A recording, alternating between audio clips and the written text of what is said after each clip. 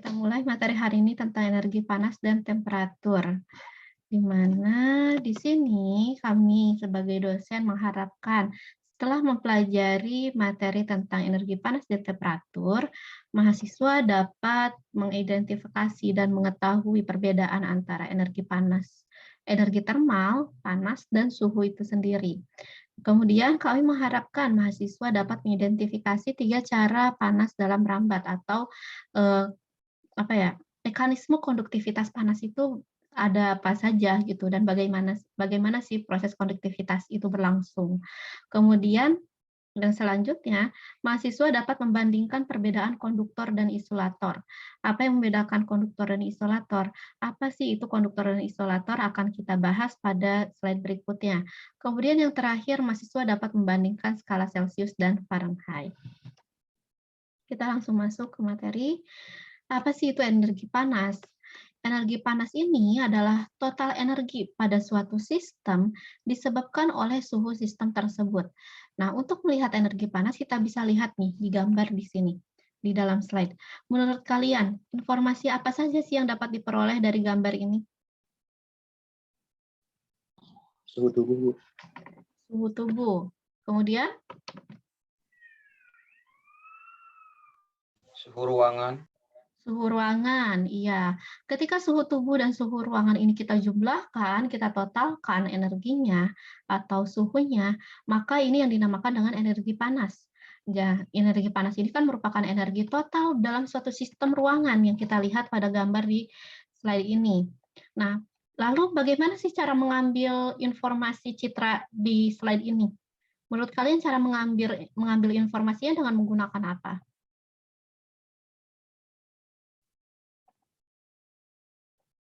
Sinar merah, Bu. Sinar merah atau kamera infrared. Nah, lalu apa sih yang membedakan antara merah, kuning, hijau, biru? Menurut kalian ini menggambarkan apa atau memberi informasi kita apa?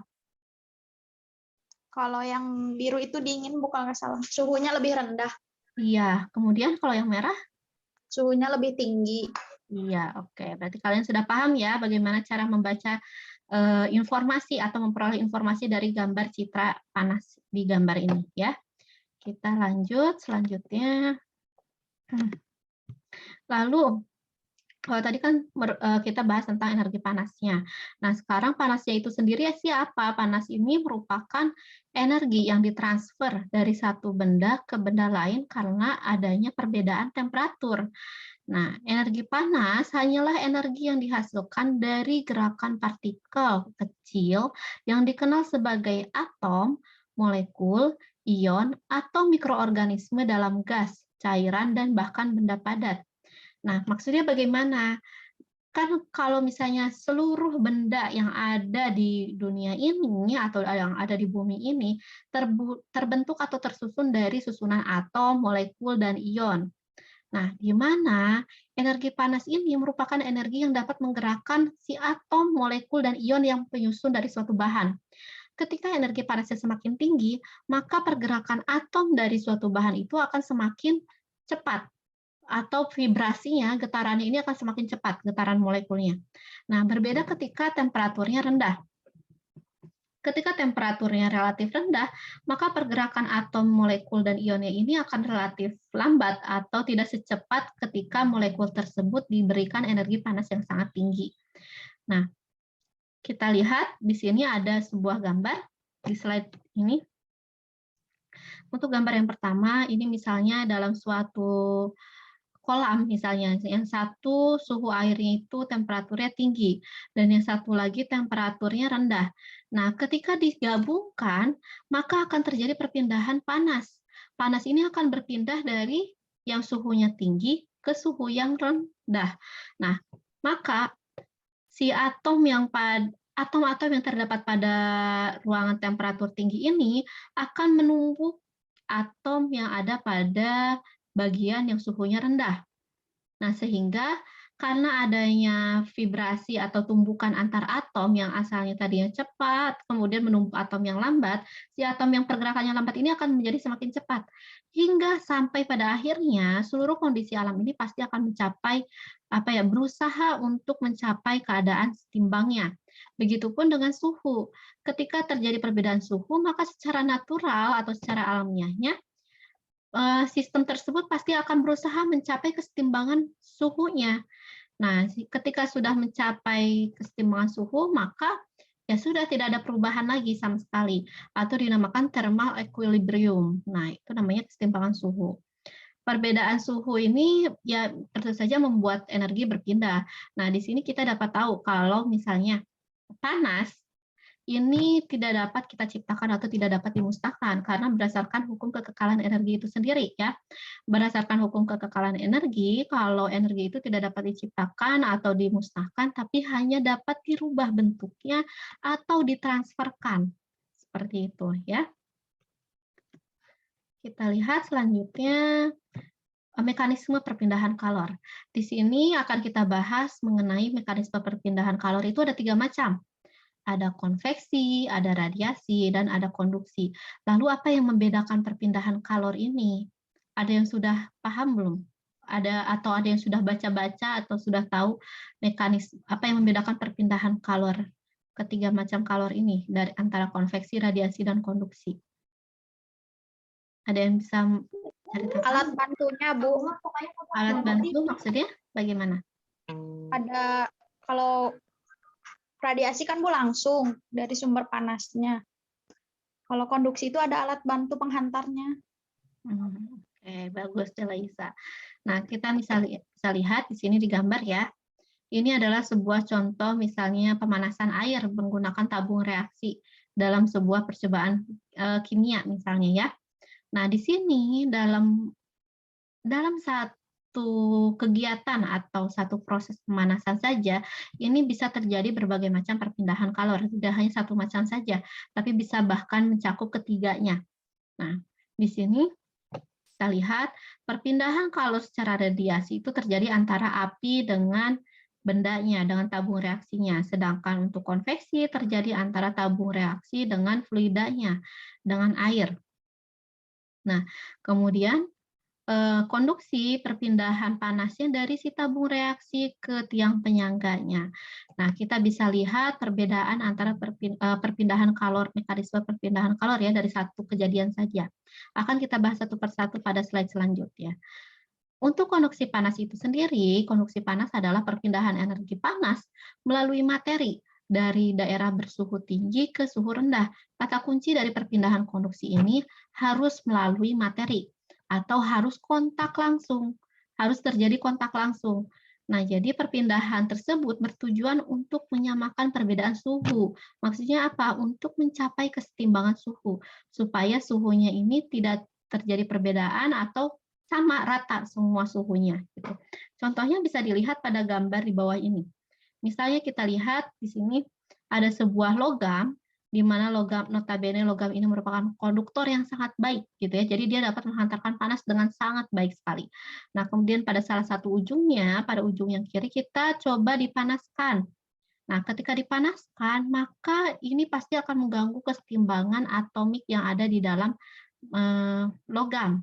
Sehingga ketika diberi energi panas atau dipanaskan, atom-atom yang ada di dalam metal atau dalam logam ini akan mulai bervibrasi atau bergetar. Dan getaran ini akan dihantarkan langsung ke bagian sebelahnya yang notabene suhunya lebih rendah. Sehingga terjadi proses perambatan suhu dan lambat laun suhunya akan menjadi sama di setiap sisinya. Seperti itu. Jadi proses perpindahan panas secara konduksi itu berjalan harus ada kontak langsung ya. Dan ini artinya perpindahannya melalui materi dari suhu tinggi ke suhu rendah. Nah, kita lihat untuk laju perpindahan konduksinya, ini dinamakan hukum konduksi panas atau disebut juga dengan hukum Fourier. Di mana hukum Fourier ini menyatakan bahwa tingkat atau rate perpindahan panas melalui sebuah material adalah berbanding lurus dengan gradien negatif pada suhu dan luas. pada sudut siku pada gradien tersebut melalui di mana panas mengalir. Kita lihat di sini dalam bahasa matematisnya dijabarkan seperti ini. QK sama dengan K dikalikan A dikalikan min dx dari dt atau perubahan suhu terhadap variabel X. Ya. Nah, sebelumnya saya ingin menanyakan, kalian di pelajaran kalkulus sudah belajar tentang diferensial atau turunan belum? Sudah, Bu, kalau turunannya. Sudah, Bu. Sudah, turunan. Berarti kalian harusnya sudah paham ya bagaimana cara menghitung persamaan ini. Kita lihat di sini. QK ini apa? QK ini merupakan laju perpindahan panasnya. Jadi kalau laju perpindahan panasnya ini berbanding lurus dengan K-nya, K ini merupakan konduktivitas termalnya, kemudian A merupakan luas penampangnya, dan dt ini perbedaan temperatur, sedangkan dx ini merupakan perbedaan jaraknya. Oh, ini banyak yang baru masuk. Nah, kita lihat di sini. Tadi kan di persamaan ada yang namanya konduktivitas termal. Satuannya adalah watt per meter per derajat Celcius. Nah, kita lihat di sini konduktivitas termal merupakan sifat fisik bahan atau material atau suatu koefisien yang menyatakan kemampuan suatu bahan dalam menghantarkan kalor. Nah, jadi kalau konduktivitas termal ini merupakan konstanta yang sudah diketahui nilainya berdasarkan hasil eksperimen di laboratorium. Jadi nilainya sudah ada tetapannya, kita tinggal lihat saja, cari di literatur. Gitu. Kita lihat contoh untuk misalnya aluminium. Dia memiliki konduktivitas termal sebesar 204 watt per meter derajat Celcius. Dan selanjutnya berbeda halnya ketika kita melihat material lain, misalnya timah, yang merupakan memiliki konduktivitas termalnya lebih kecil, yaitu 64 saja. Ya, jadi kalian tinggal lihat saja di tabelnya atau di literasinya. Selanjutnya, ada beberapa contoh konduktivitas panas atau konduksi panas. Nah, dari contoh kasus di gambar ini, menurut kalian, plat besi manakah yang paling cepat panas? Apakah yang A atau yang B?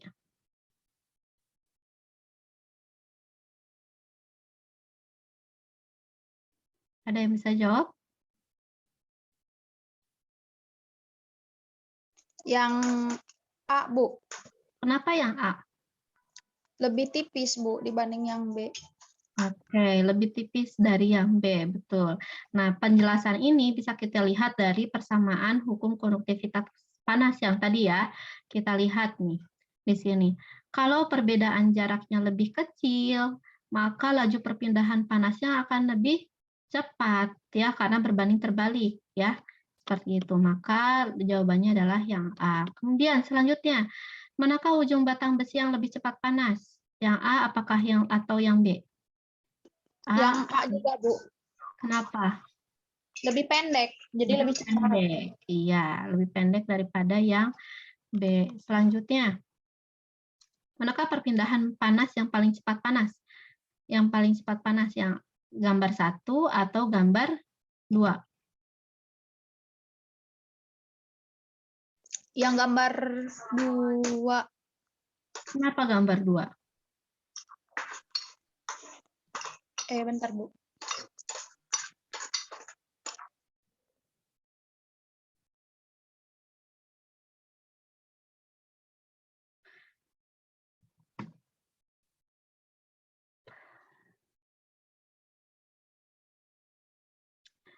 Ya, ada yang bisa jawab yang lainnya? Gambar 1 atau gambar 2 yang lebih cepat panas?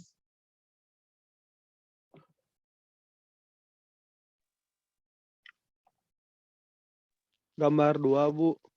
Kenapa Lebih gambar tinggi, Bu, Celciusnya. Oke, kita lihat penjelasannya di persamaan yang tadi. Kan di sini ada QK sama dengan K kali A dikali negatif DT per DX. Di mana yang kita lihat di sini di gambar parameter yang ini, yang diberikan informasi yaitu perbedaan suhunya. Tadi kan sudah dijelaskan bahwa, kita lihat, tunggu ya. Q sama dengan K dikali A dikali negatif dt per dx. Di sini informasi apa yang kita peroleh? Variabel apa? Kalau misalnya dilihat dari persamaan.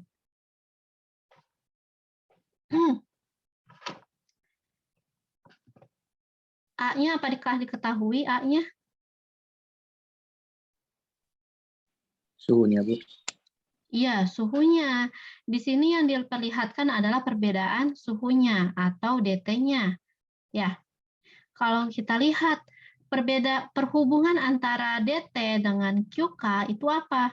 Kalau dt-nya semakin besar, QK-nya semakin cepat atau semakin lambat? Cepat. Iya, semakin cepat. Oleh karena itu, yang ditanyakan adalah perpindahan mana yang panas yang paling cepat. Agar QK-nya kita tahu QK-nya paling cepat, maka dt-nya harus lebih besar atau kecil? Lebih besar, Bu. Ya, kita lihat perbedaan suhunya yang lebih besar yang mana? Yang gambar 1 atau yang gambar 2? Gambar 2. Gambar 2. Kalau gambar 2 perbedaan suhunya berapa?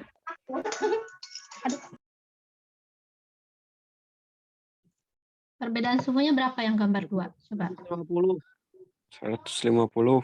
150 derajat. Kalau yang gambar 1 yaitu 100. 100 derajat. Maka perpindahan panas yang paling cepat yaitu ada pada gambar 2.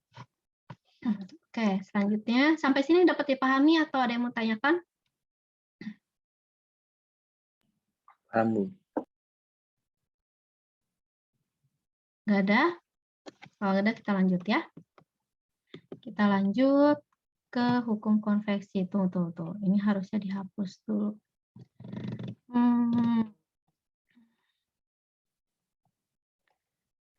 Dihapus dulu semuanya. Bentar ya. Ini nggak bisa dihapus ya. Nah, sekarang kita lihat di sini konveksi. Konveksi itu apa? Konveksi adalah pergerakan molekul di dalam fluida, cairan, atau gas, di mana perpindahan panas terjadi ketika permukaan benda padat bertemu dengan fluida dan panas mengalir melalui fluida tersebut. Jadi, kata kuncinya dari perpindahan panas secara konveksi ini, yaitu dilihat dari benda padat bertemu dengan fluida. Jadi harus ada pergerakan molekul di dalam fluida. Artinya apa? Panasnya ini mengalir melalui fluida. Contohnya adalah misalnya kita sedang memanaskan air ya. Kita sedang memanaskan air, kemudian kita lihat di sini, tunggu masih ada angka 100 ya di sini. Nah, kita lihat di sini ketika air kontak dengan pancinya, nah kita lihat di sini terjadi perpindahan panas dan pergerakan molekul yang berbeda-beda. Nah, kita lihat pada gambar bagian 1, titik daerah bagian 1, tentu saja ini yang merupakan bagian paling panas, karena dia paling dekat dengan sumber panasnya ya. Maka pergerakan molekulnya paling cepat. Nah, kemudian bergerak ke posisi yang kedua. Pada posisi yang kedua, tentu saja pergerakan molekulnya lebih lambat daripada yang satu.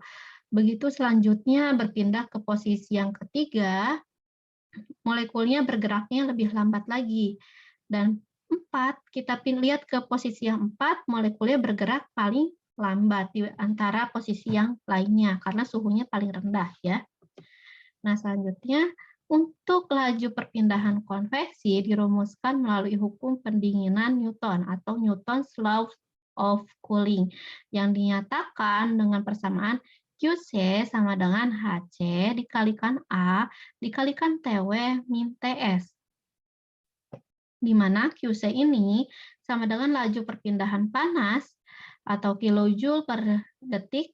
Nah, di sini sama dengan HC. HC ini merupakan koefisien perpindahan panas konveksi. Dan A ini merupakan luas bidang permukaan perpindahan panas. TW merupakan temperatur dindingnya, dan TS merupakan temperatur sekelilingnya. Nah, jenis perpindahan konveksi ini dibagi menjadi dua macam. Ada yang natural convection, ada yang forced convection. Yang membedakan adalah dari sumber fluidanya ya untuk proses konveksi. Contohnya misalnya seperti ini. Untuk natural convection, konveksinya ini terjadi karena pergerakan molekul fluida atau udara. Nah, maksudnya seperti apa? Misal kita sedang berkemah nih. Kita sedang memegang telur yang baru saja direbus dan masih panas. Nah, lalu ada angin berhembus. Nah, angin ini kan pasti akan meniup si telur tersebut supaya menjadi lebih dingin. Nah, proses konveksi tersebut dinamakan dengan konveksi natural. Sedangkan kalau konveksi paksaan atau forced convection itu terjadi ketika konveksinya ini akibat aliran fluida atau udara yang disebabkan oleh kekuatan eksternal, seperti kipas atau pompa. Jadi misalnya kita lagi megang telur rebusnya tersebut, kemudian kita merasa panas, lalu kita kipas dengan menggunakan kipas. Nah, itu merupakan forced convection. Dan selanjutnya, nah, kalian lihat di gambar ini, di slide tersebut, ada sebuah ruangan. Sebuah ruangan yang dipasangkan AC. Menurut kalian, kenapa sih ini dikategorikan sebagai proses konveksi? Ada yang bisa jawab? Mengapa kondisi tersebut dinamakan proses konveksi?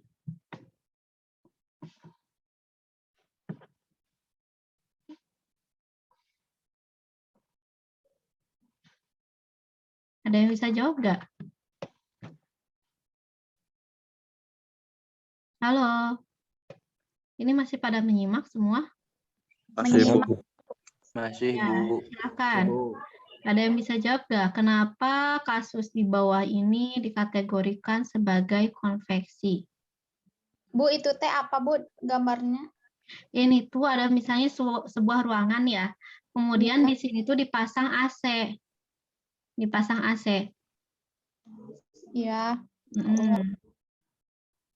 Nah, kenapa disebut sebagai proses konveksi? Sepertinya, Bu, karena apa? Suhu ruangan yang asalnya panas, Bu. Kemudian? Kemudian ada AC yang menyerap apa? Dingin dari luar, Bu. Menggunakan mesin sehingga ruangan berubah, Bu, menjadi dingin. Ya. Makanya disebut konveksi. Ya, kata kuncinya merupakan proses konveksi. Konveksi itu kan perpindahan panas melalui fluida. Ya, kalau misalnya ini sebenarnya bukan AC sih, ini sebenarnya heater. Kalau misalnya di luar negeri kan ketika musim dingin itu kita biasanya menggunakan heater ruangan ya supaya ruangan menjadi lebih hangat. Nah, proses perpindahan panasnya ini melalui apa? Kalau misalnya kita ingin menghangatkan ruangan, panasnya ini berpindah melalui apa? Udara, Bu. Udara. Kalau udara itu merupakan fluida atau bukan?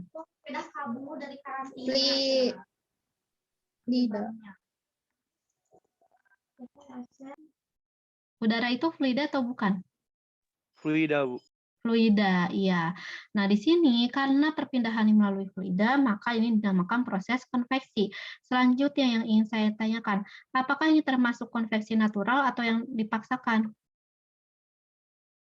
Dipaksakan karena memiliki alat bantu. Bu. Ya, betul. Ini termasuk ke dalam proses konveksi yang dipaksakan karena menggunakan alat bantu. Selanjutnya, kita masuk ke contoh konveksi. Ini misalnya contoh konveksi ketika sedang memanaskan sebuah sup di dalam menggunakan panci ya. Proses perpindahan panas secara konveksinya yaitu dari panci ke supnya tersebut. Dan selanjutnya ini adalah contoh konveksi. Mengapa terjadi perbedaan arah pergerakan udara ketika siang dan malam hari? Nah, ini dapat dijelaskan dengan cara di bawah ini. Nah, pada siang hari suhu di daratan ini menjadi lebih hangat dan suhu suhu lautan itu lebih dingin dibandingkan daratan sehingga terjadi pergerakan panas atau udara angin dari daratan ke lautan, dari lautan kembali ke daratan gitu seperti itu. Sedangkan pada malam hari suhu daratan lebih dingin dan suhu lautan lebih hangat sehingga terjadi perputaran perputaran angin atau udara dan panas dari lautan naik ke udara baru ke daratan. Seperti itu putarannya. Nah, sekarang proses perpindahan energi secara radiasi. Ini merupakan perpindahan energi yang memanfaatkan gelombang elektromagnetik dan tidak membutuhkan penghantar sama sekali dalam menghantarkan panasnya. Jadi tanpa harus kontak sama sekali bisa terjadi proses perpindahan radiasi. Di mana proses laju perpindahan radiasi ini dia menggunakan hukum Stefan Boltzmann. Nah, di sini bunyinya yaitu jumlah energi yang dipancarkan per waktu dari satuan luas permukaan benda hitam ideal akan sebanding dengan kekuatan keempat suhu absolut benda hitam tersebut. Secara matematis, kalimat tersebut di-translate atau diterjemahkan sebagai berikut, menjadi QR atau ini merupakan laju perpindahan panas sama dengan epsilon dikalikan sigma kecil dikalikan A dikalikan T pangkat 4, di mana A ini merupakan luas permukaan benda meter persegi dan T ini merupakan suhu absolut benda. Ya, dan sigma ini merupakan konstanta Boltzmann, sudah ada ketetapannya yaitu 5,669 kali 10 pangkat minus 8. Dan selanjutnya sifat termal bahan atau material. Sama contoh kasusnya seperti kita berbicara tentang listrik. Ketika kita berbicara tentang listrik, pasti ada konduktor isolator ya, kemampuan bahan untuk menghantarkan listrik itu sendiri.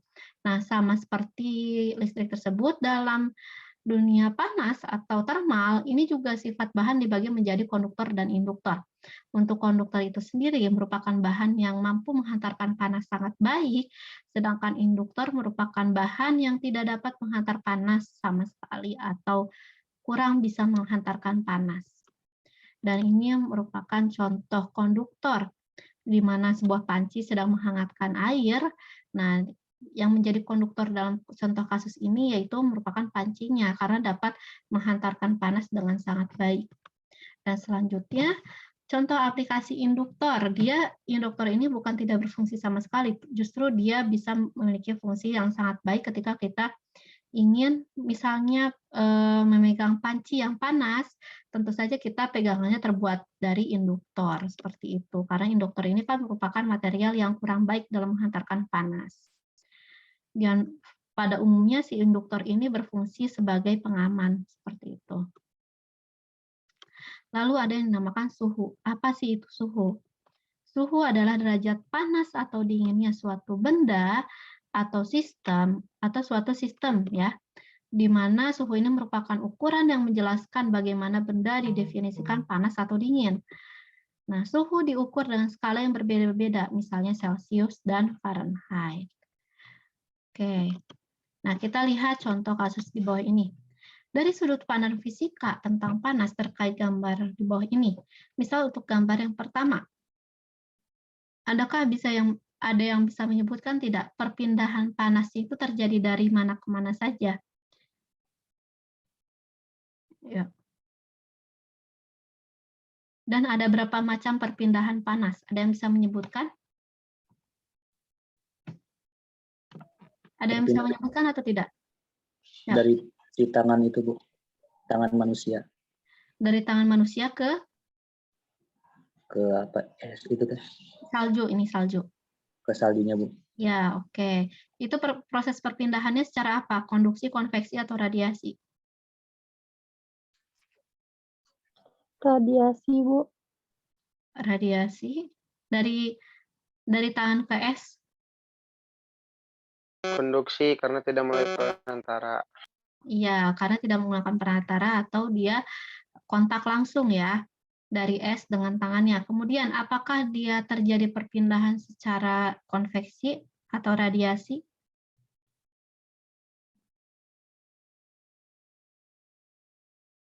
Yuk, terjadi perpindahan nggak?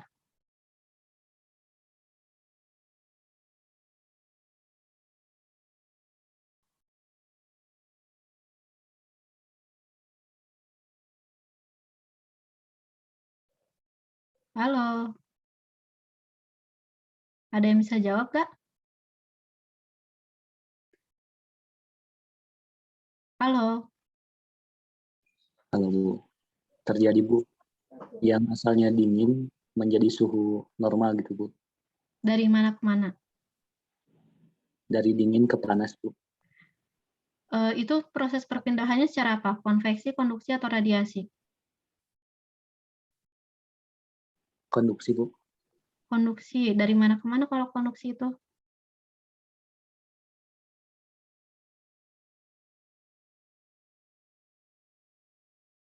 Kalau tadi kan konduksi itu yang kontak ya, berarti dari tangan menuju esnya.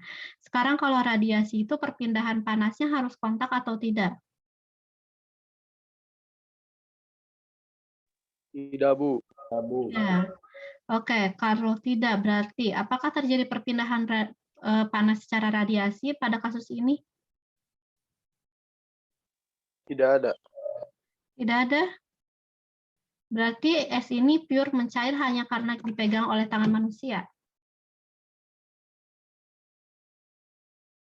Sama suhu ruangan di sekitarnya, Bu. Kalau suhu ruangan di sekitar, misalnya berarti angin. Kalau misalnya suhu udara sekitar, berarti itu perpindahannya secara apa? Konveksi atau konduksi atau radiasi?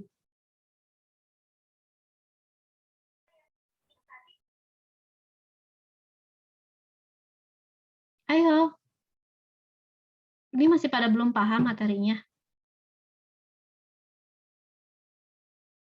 Halo. Halo, Bu. Ya. Baik, Bu. Coba dijawab, coba dijawab.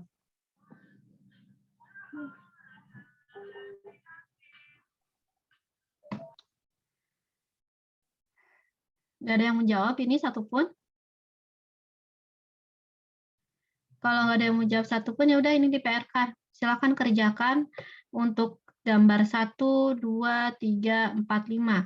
Perpindahan apa yang terjadi secara konveksi, konduksi, dan radiasi. Silakan diceritakan oleh kalian dari mana ke mana, dan untuk setiap perpindahan disebutkan satu persatu ya, perpindahan suhunya dari mana ke mana. Saya tunggu jawabannya paling lambat pada pertemuan berikutnya, seperti biasa. Dan dikumpulkan melalui email saya. Kalau tidak ada yang tanyakan nggak? Maaf, Bu, suaranya tadi putus-putus, Bu. Gimana, Bu? Oke, sudah putus-putus. Tadi kan saya sudah menanyakan, ini tidak ada yang menjawab. Jadi silahkan dikerjakan tugasnya. Maaf, Untuk Bu, tugasnya apa, Bu? Aduh, putus-putus banget, Bu, sinyalnya. di yang lain putus-putus nggak suaranya? Iya Bu. Saya Ya, Bu, dikit, Bu. Tidak, Bu, yang lain mah. Tidak. Oke. Jadi silakan kerjakan tugasnya perpindahan konduksi, konveksi, dan radiasi yang terjadi pada setiap gambar. Untuk gambar 1, misalnya perpindahan konduksinya apa, konveksinya apa, radiasinya apa. Yang kedua juga, begitu juga gambar selanjutnya. Silakan dikerjakan dan dikumpulkan seperti biasa melalui email yang biasa dan kumpulkan paling lambat pada pertemuan berikutnya. Oke? Sudah cukup jelas? baik, Bu. Oke. Jelas, Ya, Bu. Bu. Ya, Ada Bu. yang